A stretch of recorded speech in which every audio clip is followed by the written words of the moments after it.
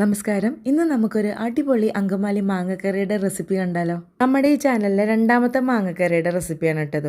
ആദ്യത്തെ അങ്കമാലി മാങ്ങക്കറിയിൽ വലിയൊരു മണ്ടത്തരം ചെയ്തതിന് എൻ്റെ അമ്മയുടെ കയ്യിൽ നിന്ന് എനിക്ക് കേട്ട ചീത്തയ്ക്ക് കയ്യും കണക്കുമില്ല.